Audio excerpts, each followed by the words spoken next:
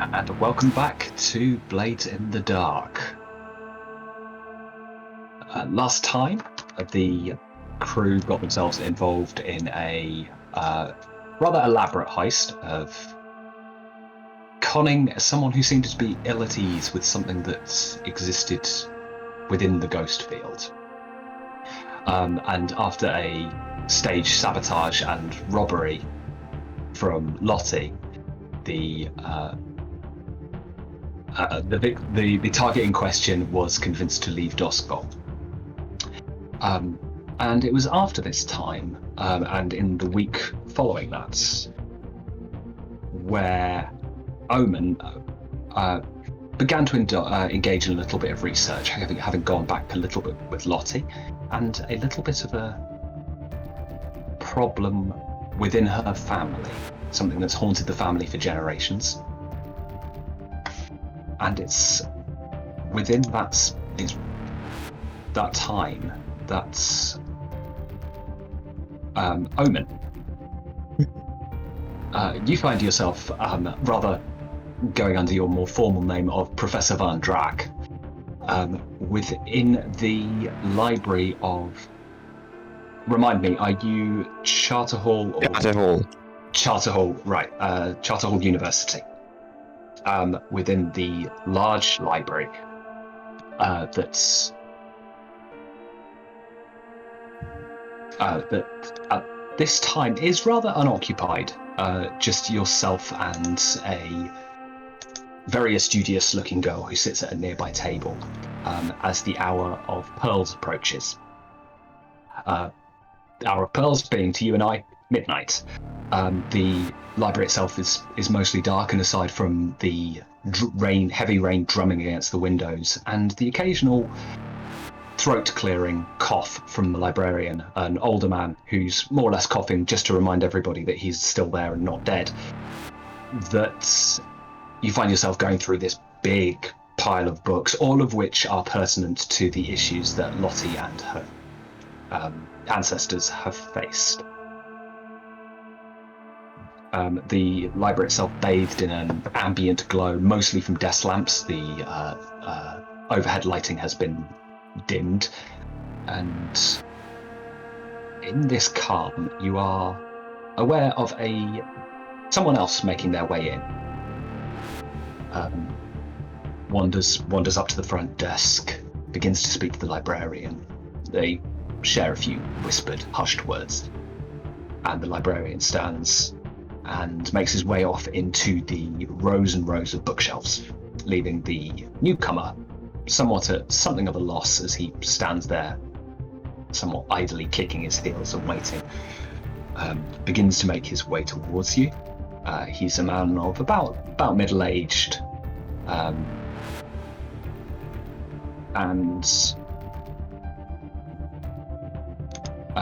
balding, but I say balding. Lost all the hair from his head, but has something of quite an impressive beard. He makes his way a little bit closer, and as the light is thrown up from nearby, you see him a little bit more clearly. There's a familiarity to him. He's the kind of person that you can place a face of, and it takes you a moment to realize that outside of ceremonial robes, this is Elder Rowan, the very much the public figure behind the Church of Ecstasy. So takes a moment and looks at the pile of books surrounding the desk that you're working on. Interest in reading? It is, sir. It is. It truly is. Curses are always a subject that one must understand, I believe. Oh, of course. Something of a scholar of the arcane, I take it. Indeed. And what does your Excellency... What's the title I should call him? If there is... There's various. It's lower ranking. It would kind of be something along the lines of Your Grace, or probably Your Grace. Yeah. And how may I be of assistance to Your Grace? Oh no. What are you looking for in this humble place? Oh, don't be so modest. Now, occasionally we get students, they want to do some research into the history of the church and get some more understanding into matters I'm sure you're more than familiar with. But I have a nephew here. Kind of. Thinks for a moment. I don't know. Might be familiar. It would be Brendan Rowan. Are you familiar with him? I teach applied spectral sciences. Unless he studies such subjects, I might have been told that there was the guy and then ignored it because it was not one of my students. Let's make a fortune roll.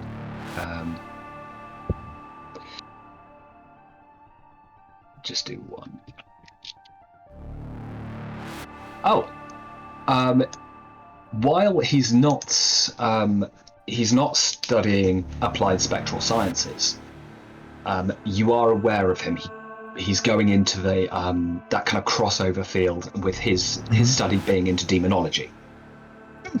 And yeah, one of the brightest students with quite the future ahead of him. And I take it that you're at least aware of him. I've heard only great things about him. Well, it's good to know. Sometimes I'm worried that it's just those trying to curry favor with one of the old families, that they give him the glowing reports, but it's good to know that it aligns.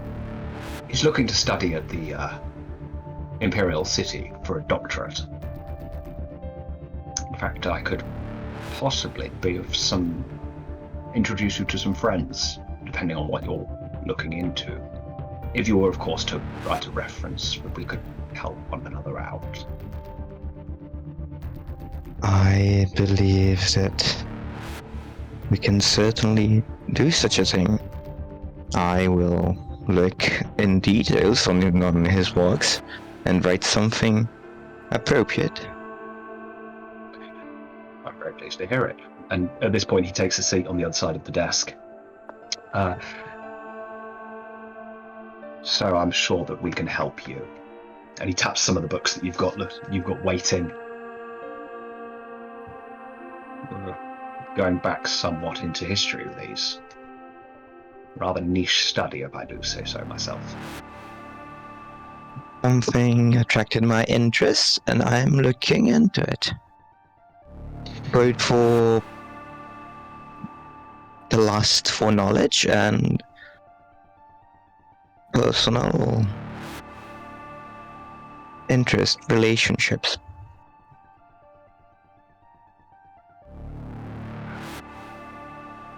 What exactly? I know a scion of one of a family who is cursed, and I'd like to know why. I believe there is only good that could be learned from such a research. I'm sorry to hear that. I dare say I have a couple of acquaintances that could be of significant interest to you. Do you have plans for tomorrow? A test that I have to finish preparing for my students. I'm sure they'll be more than happy to know that I did they have more time to prepare it? Well, tomorrow evening, I'm sure I can arrange something. I usually meet up with pleasure. a few friends at the Saturnalia Club. Join us. It'd be good for you to meet them, and feel free to bring friends of your own. More the merrier. Will do then. I will. Well, Your Grace. Please. I'm not in robes, no need for formalities. I appreciate the efforts you're making for Brendan. Until tomorrow. What should we say? Hour of song? And without waiting for a response, the librarian, who has since made his way back, holding this kind of more of a ledger rather than any of the books that are on Alpha, for the use of students and academics alike, comes back and he's, I must return. Till tomorrow. Makes his way back.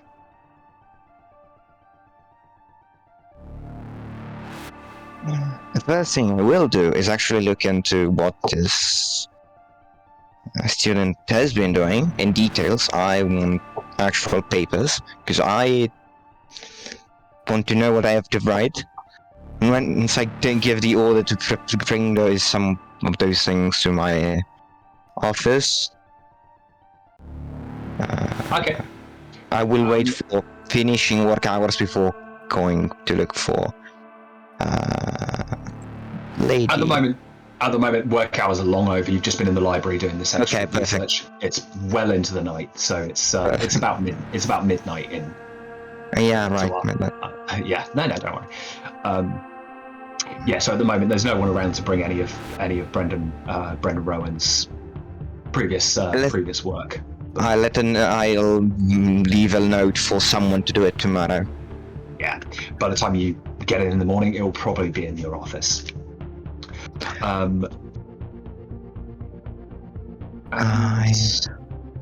Is there anything else you would like to do while you're here in the late hours?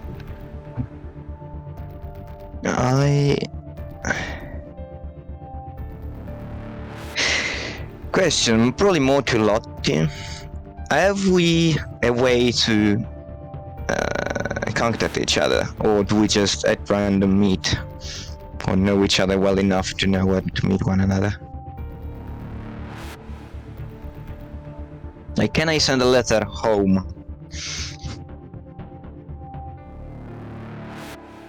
You could, because I would just have to intercept it before it's dragging any attention in the house, but I think it's possible.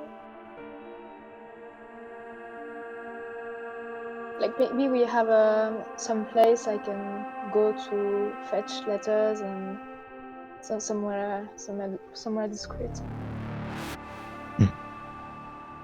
Absolutely, and you do have your obviously you do have the shared hideout where you can both reconvene together. Yeah.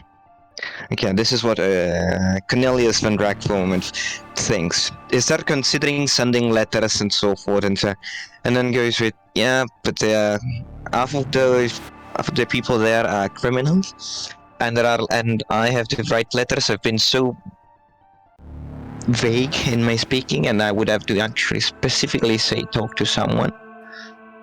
I could, between risking my public face and contacting her, or just going in middle of the night to the hideout, I trust that I will survive the night, and so I go out, get change into simpler and less expensive clothes, and go to the hideout. Even if there is no one there, at least I'll leave a letter or something. Of course. As you make your way further south, heading across the bridge into Crowsfoot, there is a definite change in the atmosphere. You find yourself, even as you're walking over that bridge, you find yourself glancing over your shoulders a little bit more aware of your surroundings. You're going from one very, very affluent neighborhood to one very dangerous one, which is singularly controlled by gangs. But you manage to make your way through, and eventually you see the familiar silhouette of the Eruvian Sword Academy, the Red Sash Sword Academy, indicating your arrival at the Pseudo Whisperer's little shop, which at this time of the night is dark. But you do have a key to the building, and as long as you're quiet, then she doesn't seem to mind. I'll then eat. And then respect her sleep and as quietly as possible get in. Yeah, she's got this little kind of a room off to the side of the main store, and then obviously yours, the room you've got is up the stairs straight ahead of you. You travel up the stairs as quietly as the old creaky floorboards allow. And Lottie, are you there at the moment?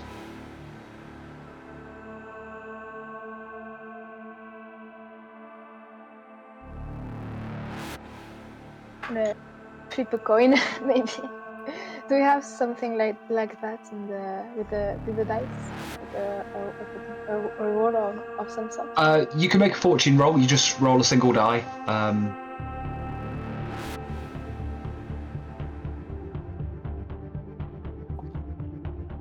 No, I'm not here. I'm either at my grandmother's house or maybe working late. Which it is, you don't know, but you notice as you go in the room, the door creaks horrendously. It's like a sound effect from a haunted house. And in the nearby chair, there's this shape that just kind of shifts, and a very, very, and the light that streams through the windows illuminates the face of a very bleary-eyed Gabriel. Well, we will take a moment to marvel at the fact that this chair somehow is holding me up all night, roughly. Who's there? Do I have to beat somebody's skull in again? I hope not, and I personally hope you didn't have to do it recently. Gabriel kind of very clearly stands up and stretches, kind of rubbing his face. Not within the past couple of months. Fancy seeing you here again. I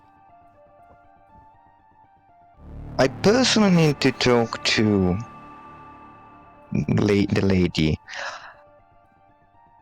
Though, I look at your clothes.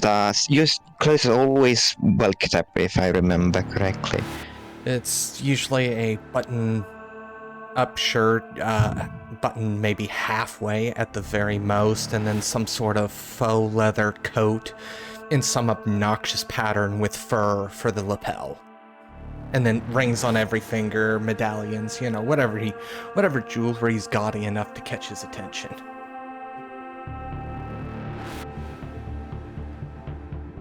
Okay, then I would say, how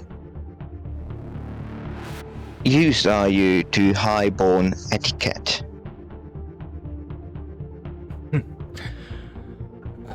More acquainted than I wish, so to speak. I won't bore you with the details.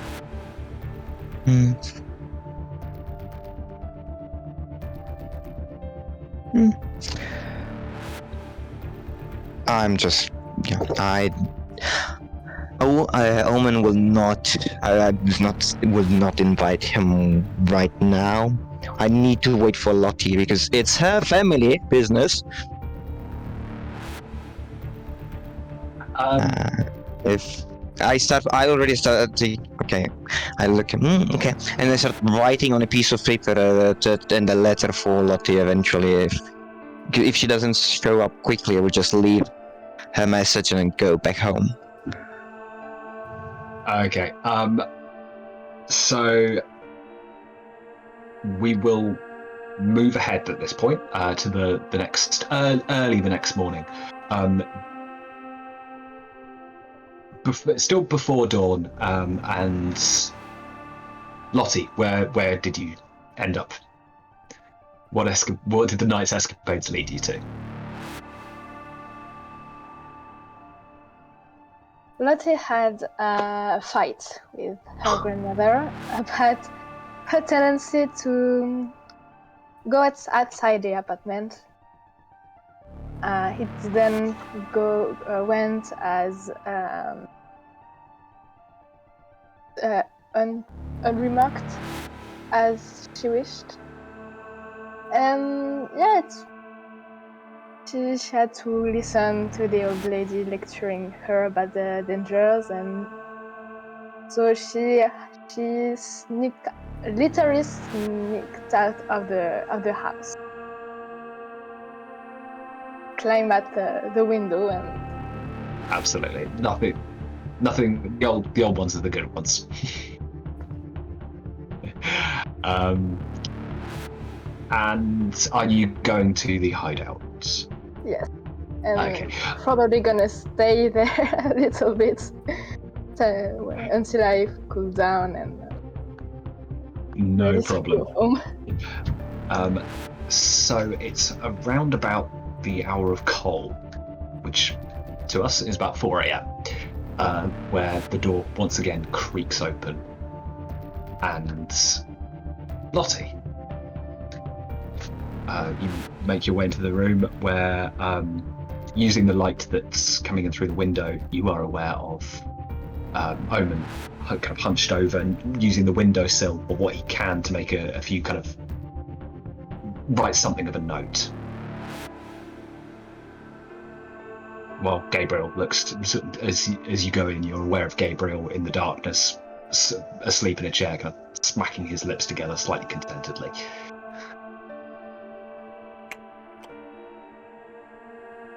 Over Omen just, hey, what are you doing here? I was not expecting it at all. I already assumed she was not coming, and I'm not exactly really aware of my surroundings. Okay.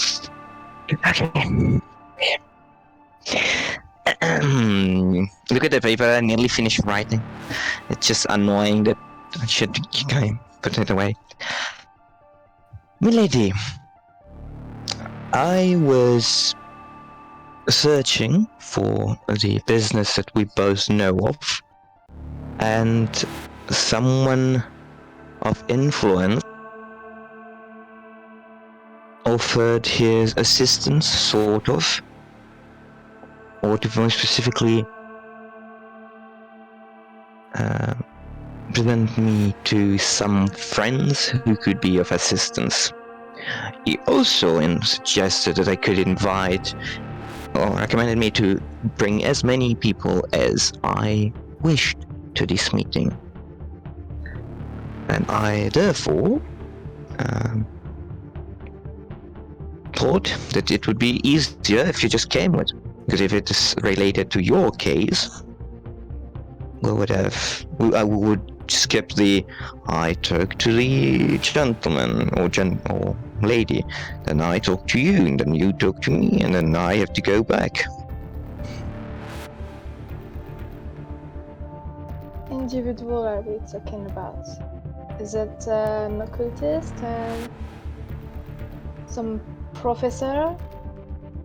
Does he really know what he's talking about, or is it just I do not think that the person I was speaking to knew of the actual subject, but he knew someone who knows.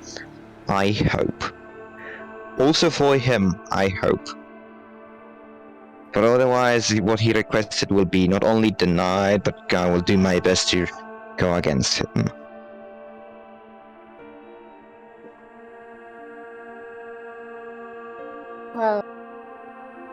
I guess we have nothing to lose. Could be interesting. Okay. Is Gabriel still asleep? Because I see different things depending on that. Here's What the you- thing I was gonna say is Gabriel's been faking it this entire time. Perfect. So he's still acting like he's asleep. The chair creaks subtly as, Gabriel shifts his weight a little bit, followed by a... Make sure to get under the roll.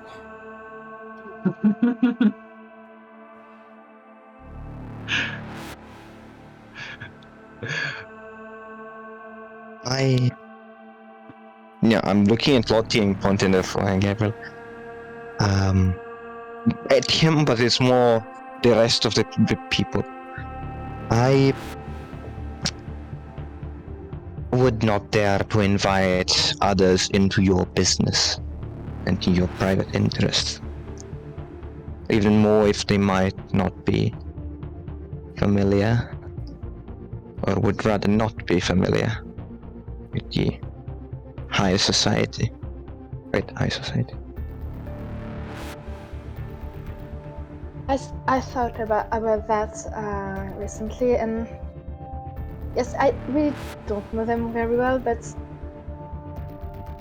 I think it would be quite silly to just work by ourselves and not ask for other area of expertise. Could be useful, and I don't know, I don't like just going about our business without telling anyone. Could drag them in without that wanting it, and they could get in trouble because of us.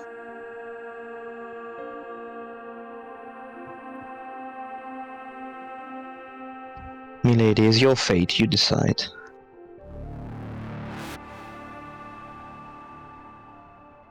Could learn See- more with more people with us. Interrogate more people, and I don't know, it seems more safe. Well, in such case, the appointment is tomorrow at... I don't remember the time. It would be Something- Hour of Song, which is 8 p.m. Yeah.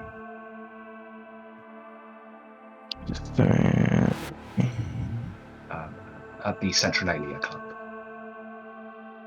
Yes. So I repeat those information.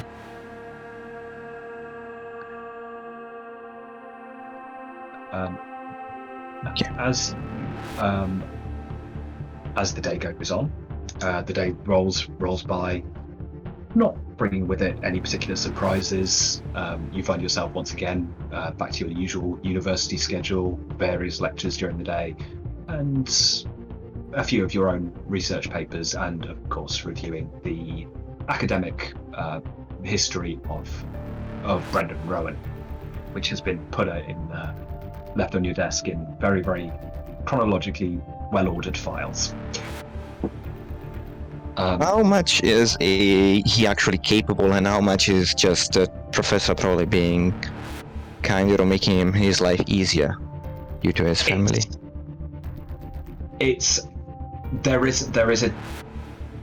is something of a kind of Venn diagram crossover. He is very capable.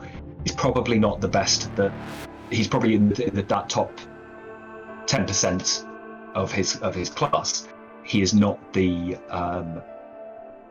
absolute spectacular student he is made out to be, but certainly very astute, and obviously quite driven.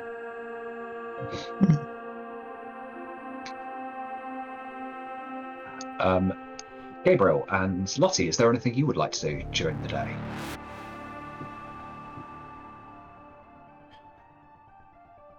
Well, as for Gabriel, assuming Lottie tells him, does she tell him? She asks him if he's interested and if he wants to join for the reunion. With that, he kind of mutters something underneath his breath as he goes over to pull out this rather large steamer trunk. And he begins to go through it. And eventually what he procures out of it is something that you probably would never have expected from Gabriel. It is something that you would have classified probably the highest end of fashion in the Imperial City last year, though. It's not super old, but it is one of those things like, if he was wearing this, as stated, maybe just last year, he would be considered the absolute, pinnacle of fashion in the Imperial City, as he prepares to get dressed in it.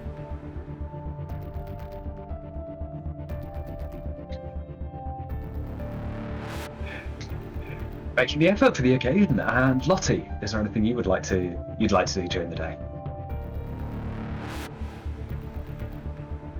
Finding other clothes than her nightgown should be nice. Literally nightgown with a coat over it. Yes, she's just like out of the house. Can you keep anything here at the hideout, or looking for something a little more affluent?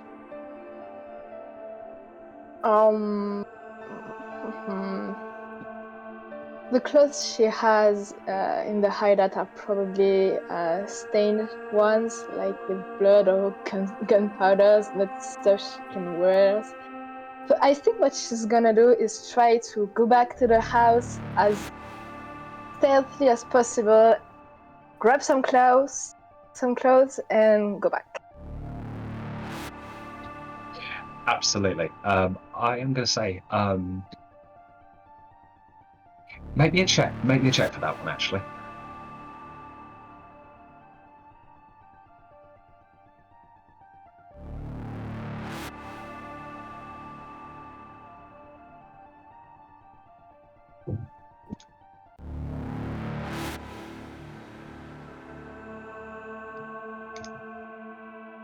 Service sounds good. Depending on the roll you want to make, just click on the ability you want to, or the skill you want to use in that ability. Yeah. So prowl or finesse would both work.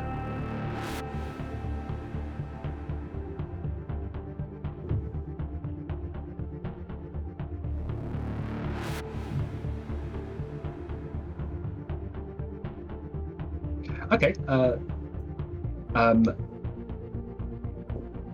As you go in, you realise that the evidently your grandmother is elsewhere. You kind of occasionally hear kind of clattering from the little kitchenette area. That you're somewhat able to sneak in. However, doing it quickly, you're not able to get the absolute best. You kind of grab the first things so you can get out pronto. So you're maybe a little bit underdressed, especially for the Centralia. But it's at least presentable, and it doesn't have blood and oil, and it doesn't smell of black shot.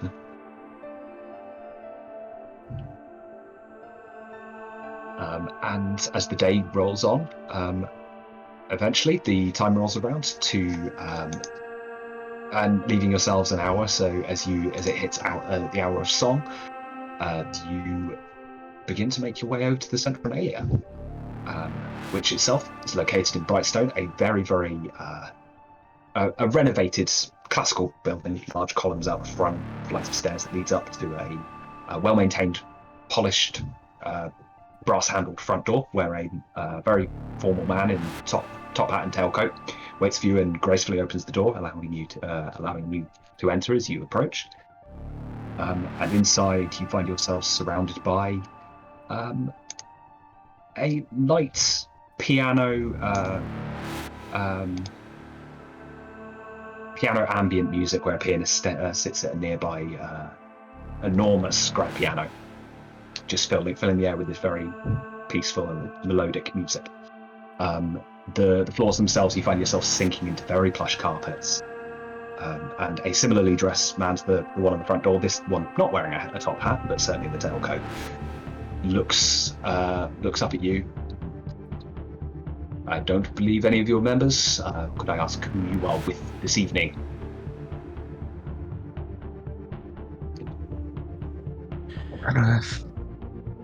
Oh god, now me and names and not writing things down. This is the player. Rowan. Rowan. Yeah. His Grace. Rowan. Yeah, of course. He asked for a private room this evening, so if I could just ask him to sign in, and he turns around this black leather-bound book, which has all the guests' names, the guests of members' names, with the time that they arrived and who they are with.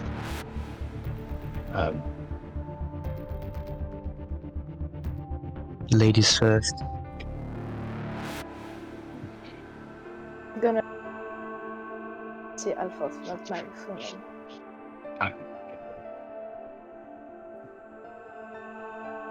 Gabriel?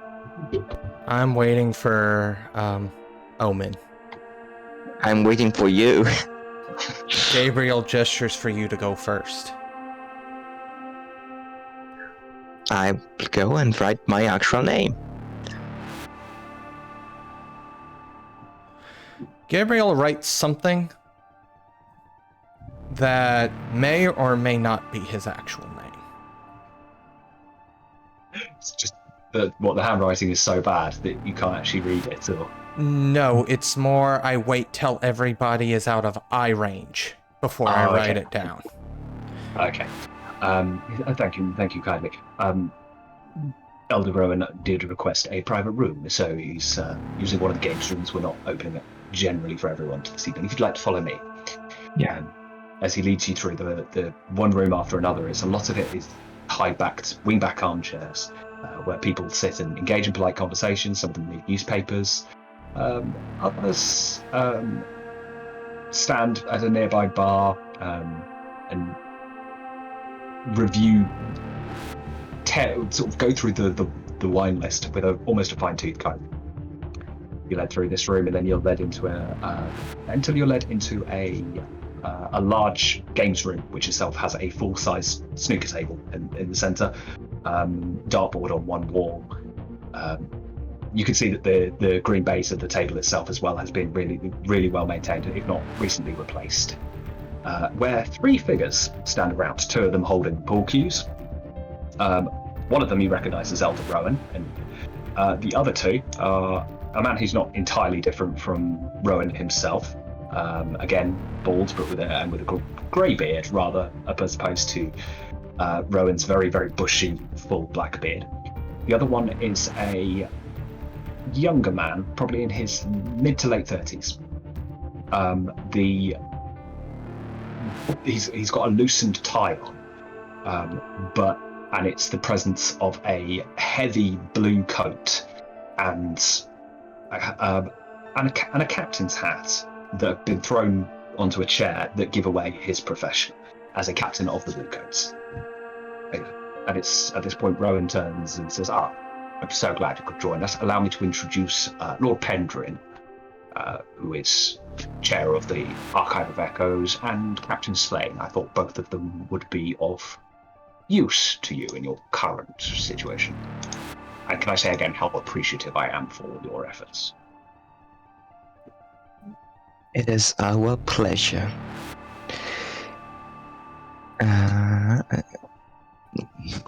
This is me, the player, looking for the Lottie's full name. Yeah.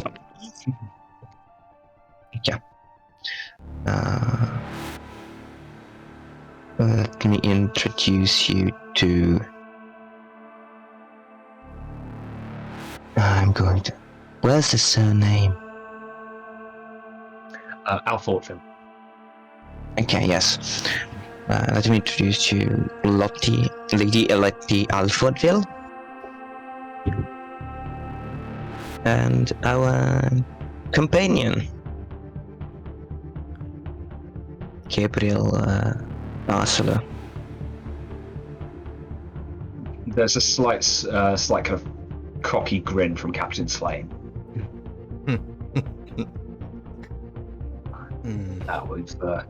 We've had chance encounters. Gabriel actually tips his top hat that he's currently wearing to Captain Slane. For those of you that don't know, Captain Slane is in charge of the precinct at Six Towers.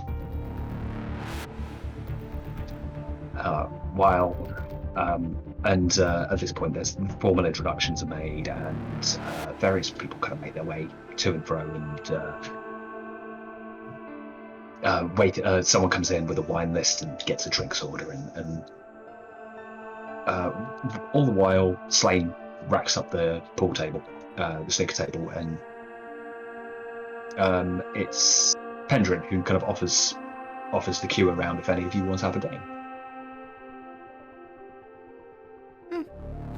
Gabriel will join. Holman will too. So the two of you sort of partnering up end up taking on Slane and Pendrin, while Rowan indicates a couple of these these oxblood leather wingback armchairs. Says, Miss Alfort, Phil, perhaps we should talk.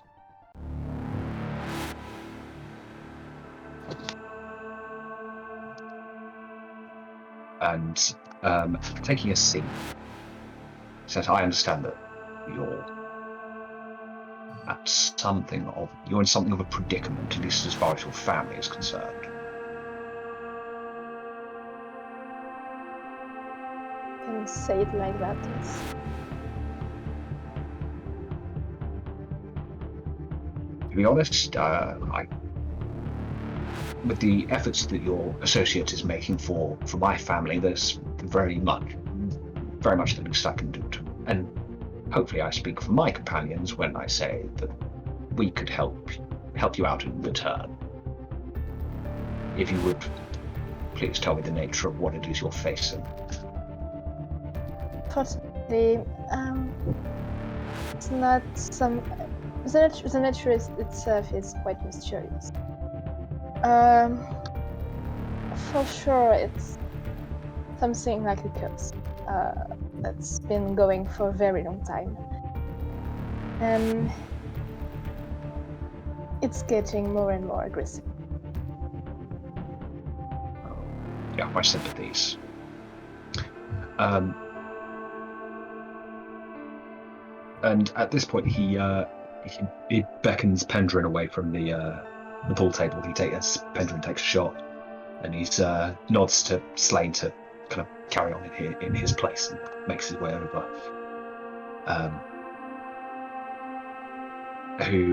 Slane kind of Pendrin stands there for a moment. Takes a sip of his drink, places it down on a nearby table, and sorry, I did overhear. Do tell me what's the nature of the curse? How's it manifesting, if you will?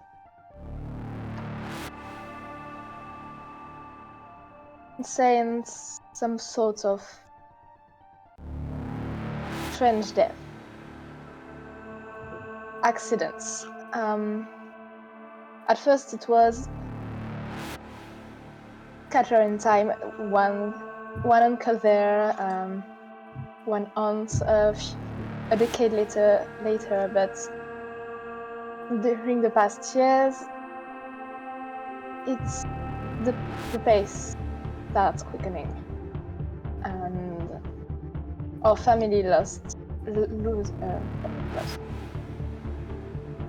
almost all of our members during.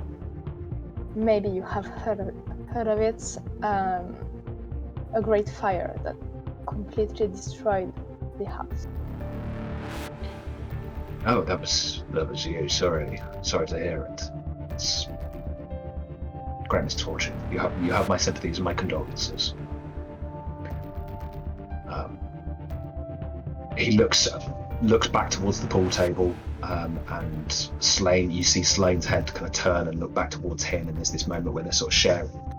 You can definitely read something that they know something, and it's Rowan who eventually get on with it. At which point, Slane, throwing the cue down back onto the table, leans up against it. Yeah, there was something. I mean, it's not my district, but I know enough about it. So,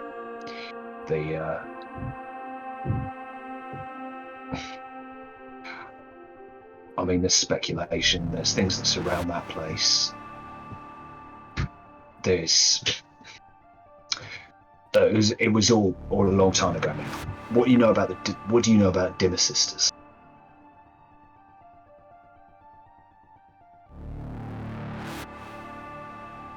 Dimmer Sisters, group of shut-ins, all wear masks, sort of porcelain type thing with a teardrop painted on, black teardrop, veil and hoods and all sorts of things. Weird stuff. Weird stuff. You stay away. You want my advice? You stay away from that place. But, and again, glances back towards Pendrin, who nods. And a couple of years ago, they emerged out of their little domicile and decided to hit the Archive of Echoes. Took with them a few books, nothing of particular note, but one of them was on old hexes, curses. I mean, we're talking centuries back. Now, this is real McCoy stuff. Unfortunately, you don't really make copies of things like that because it's not something you really want in public knowledge. But you want to know facts, you want to find out what's going on. Well, the answer's going to be somewhere with the Dimmer Sisters. Only problem with them is that I've only had one experience of someone who survived the Dimmer Mansion. Used to run with a group of street kids, all girls, teenagers. They run out of 6 towers. Now, word has it that several years back, they broke in to Dimmer Mansion, and they got something of interest for whatever reason, I don't know. Story goes that 5 of them went in, 2 of them made it out.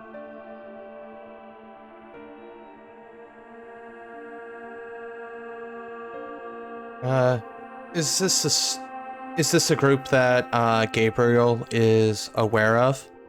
This sounds like something he might have heard of. They're also aware of the Dimmer Sisters. They are very reclusive. The mansion is someone you stay away from. It's weird. Well, I was more referring to the group of all-girl street urchins. Oh, the Tower Bells. Yes, you would know that. One of the thing with the Tower Bells is they ultimately, like everyone does, they grow up, and then usually the ones who have grown up, they move on into new careers, sometimes criminal, sometimes legitimate, while the younger ones grow up and begin to run the gang. So it's this kind of revolving door of, but yeah, they call themselves the Tower Bells.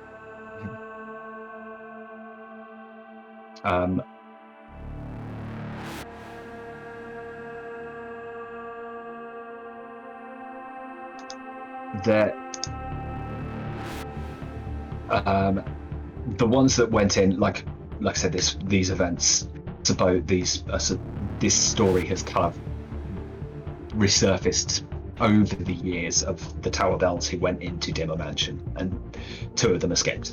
It's resurfaced over the years. The truth and the fiction are very, very difficult to differentiate at this point.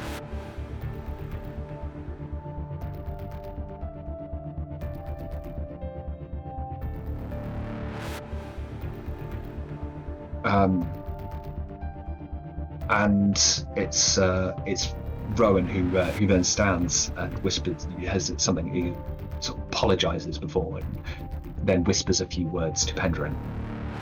And Pendrin kind of glances back to him and says, "Well,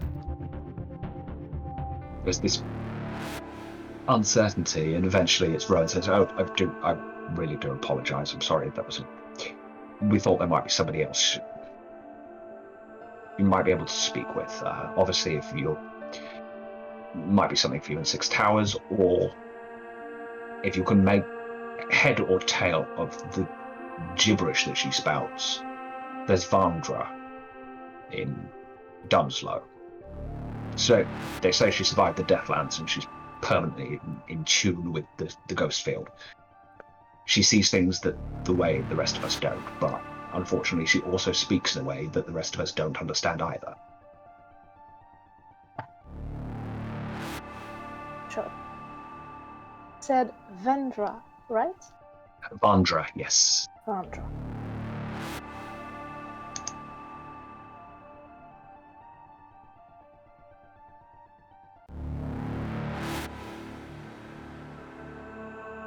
And she turned towards Gabriel and Omen to ask if they have heard of that person.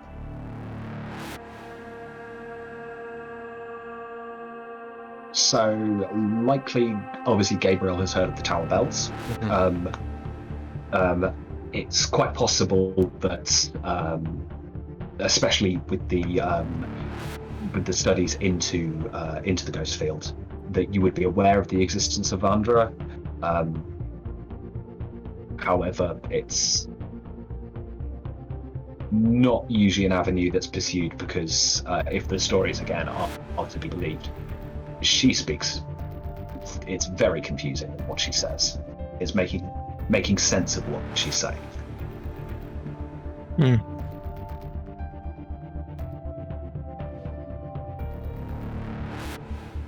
So, to the question if we know, my only answer is I know of the steer. And I'm aware of the bells. Tower bells, as they like to be called.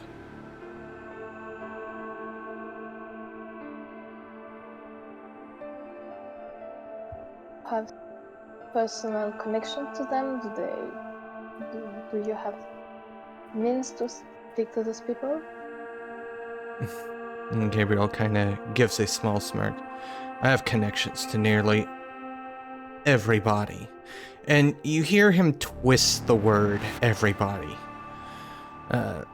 Obviously, being somewhat coy with Captain Slane in the room as well.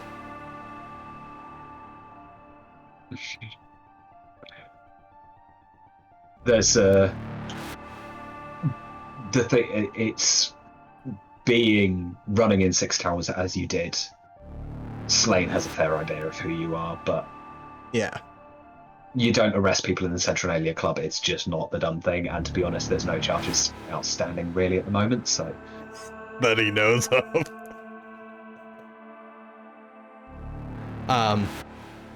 But yeah, it's still one of those things. I still am going to be somewhat careful with how I phrase things around him.